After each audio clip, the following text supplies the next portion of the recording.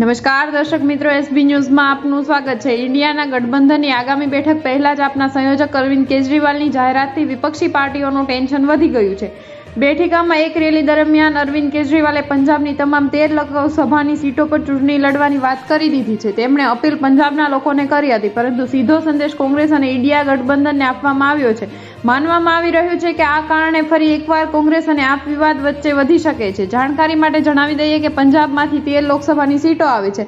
આ રાજ્યમાં કોંગ્રેસ અને આમ આદમી પાર્ટી વચ્ચે સીધો જંગ છે। ગત વિધાનસભા ચૂંટણીમાં આમ આદમી પાર્ટીએ ભારે બહુમતી સાથે સરકાર બનાવી હતી, જ્યારે આ રાજ્યમાં કોંગ્રેસના સુપડા સાફ કરી દીધા હતા। હવે આધાર પર પાર્ટી તમામ લોકસભાની સીટો પર ચૂંટણી લડવા માંગે છે, જે કોંગ્રેસને મંજૂર નથી।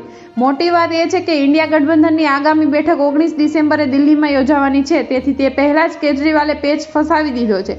આપના સંયોજક અરવિંદ કેજરીવાલે પંજાબની ધરતી પરથી ફરી એકવાર કોંગ્રેસ પર નિશાન સાધ્યું છે। તેમણે ભ્રષ્ટાચારનો ઉલ્લેખ કરતા સ્પષ્ટ શબ્દોમાં કહ્યું છે કે આ લોકોએ એટલો ભ્રષ્ટાચાર કર્યો છે કે 10ની વસ્તુઓને 100માં વેચી દીધી છે, પરંતુ આજે 10 રૂપિયાની વસ્તુ 8માં મળે છે।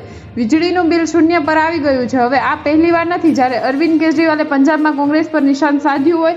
આ પહેલા પણ આ પ્રકારના આરોપ લગાવવામાં આવી ચૂક્યા છે। હવે પંજાબમાં આમ આદમી પાર્ટીના જાહેરાતથી કોંગ્રેસનું ટેન્શન વધી ગયું છે। દિલ્હીમાં પણ પાર્ટી કોંગ્રેસને વધુ સીટો આપવા તૈયાર નથી। ત્યાં કોંગ્રેસ પણ તમામ 7 બેઠકો પર ચૂંટણી લડવાનો દાવો કર્યો છે। આવી સ્થિતિમાં દિલ્હી અને પંજાબ બંનેમાં ચાલી રહેલા વિખવાદથી ઇન્ડિયા ગઠબંધન મુશ્કેલીઓ વધી રહી છે।